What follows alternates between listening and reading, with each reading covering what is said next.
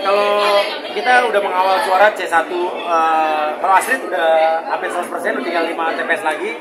Dia unggul, di PAN dia unggul udah jauh lah dari yang nomor 2-nya. Jadi Astrid bisa dibilang harusnya udah aman ya. Ya kalau dari data kita punya ya lolos ya. Kalau saya so far udah 70% juga udah harusnya udah insya Allah oke, tapi kan data yang saya masukkan manualnya baru 70%. Ya. Dari partainya sendiri sudah 4% loh. Dari mana? Dari partai. Oh, kalau partai udah 4%, udah 7%-an ya. Aman. Apa? Total berapa suaranya? Total dia udah belasan ribu lah pokoknya. Ya untuk DPRD ya. Dan totalnya udah 1.000 lebih suaranya, udah beda jauh lah sama yang di bawahnya. Pak Mas Uyut berapa? Saya total yang saya hitung udah 70% tuh udah sama 3 negara luar negeri. Saya udah 70.000 sendiri, untuk total sama partai udah 130 sekian ribu. Iya, kalau saya sendiri udah 70 ribuan itu, tapi masih 70% TPS dan belum termasuk Malaysia, belum termasuk negara baru Hong Kong, Taiwan, Singapura. Senang nggak sih dua-duanya? Apa? Untuk mengawal suara sendiri, jadi kita ngerekap semua data C1 plano lengkap. Kita ngerekap di rekapitulasi data sendiri. Setiap TPS ini penuh 100%. Astrid udah 100%.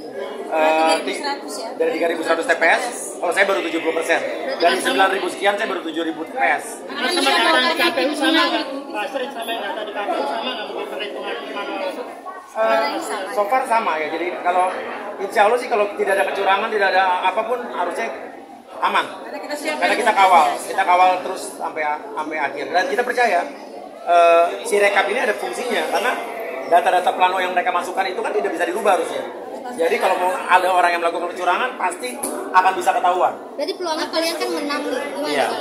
Persiapan kalian untuk melenggang ke Persiapannya ya kita akan tetap menunggu sampai pengumuman resmi dari KPU.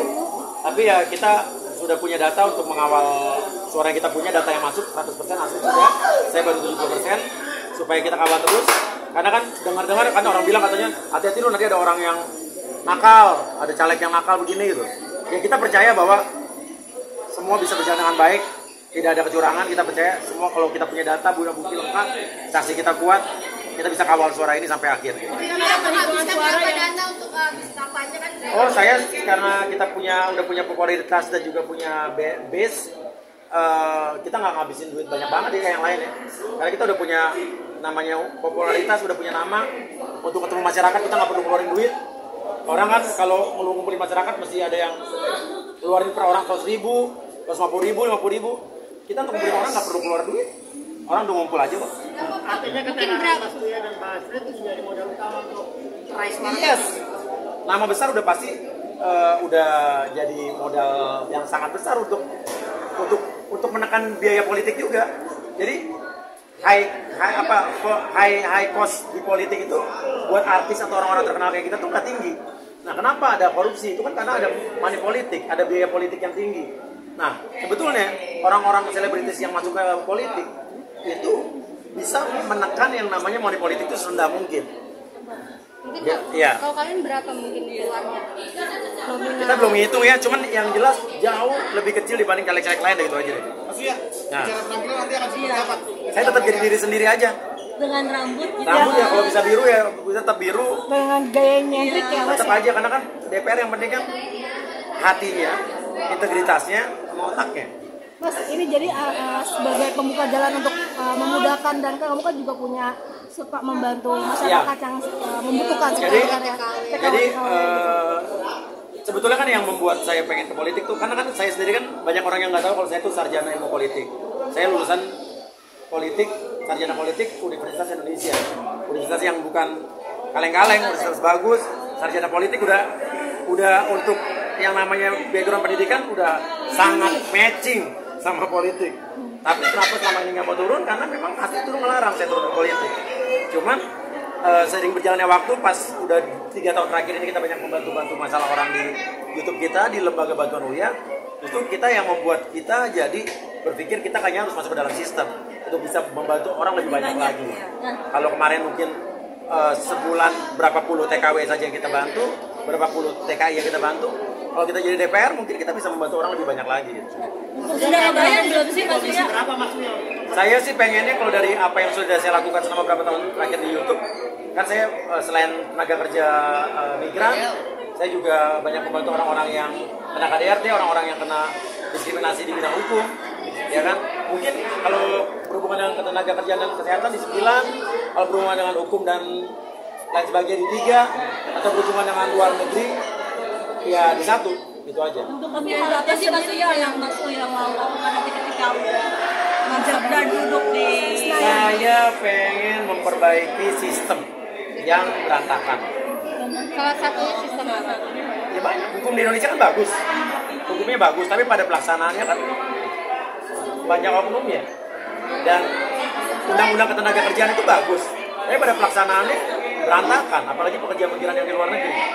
Ya kita bagaimana caranya supaya undang-undang itu di pengaplikasiannya berjalan dengan baik.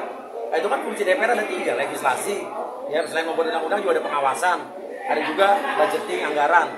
Ya kan pengawasan itu juga perlu. Nah, saya pengen buktikan bahwa gini.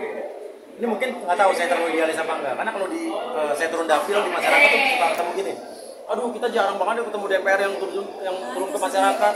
Kita jarang banget ya ketemu DPR yang datang lagi ke kita pas sudah jadi. Saya punya cita-cita pengen jadi DPR yang nanti merupakan percontohan. Orang membuli kita bahwa artis aja bisa apa sih turun ke DPR. Kita pengen jadi percontohan bahwa kita adalah anggota DPR walaupun kita dari artis, yang kita akan menjadi wakil rakyat yang sesungguhnya. Oh, akan terus.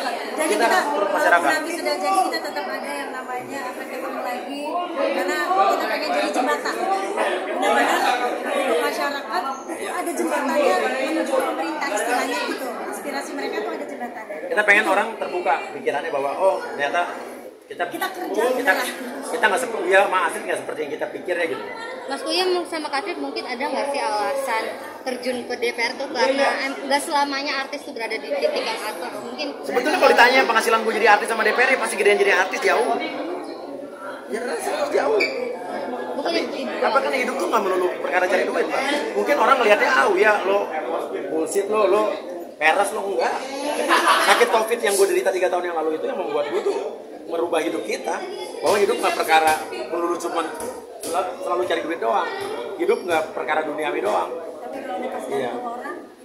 Beda Mbak, kalau orang yang kita bantu dia terima kasih, kita udah kebantu, masalah kita udah selesai, itu beda rasanya. Iya. Oh iya. Emang itu tujuan kita. Tujuan kita dari kalau kita pun berdua terpilih kita tetap turun. Kita tetap turun. Itu kita akan buktikan kok. Itu akan kita buktikan. Kita akan tetap turun ke masyarakat, kita menampung aspirasi mereka, ada permasalahan apa, apalagi kalau saya nanti kan Jakarta khususnya. Saya akan terus tetap turun tiap 6 bulan, tapi ini kita akan tetap bertemu sama masyarakat.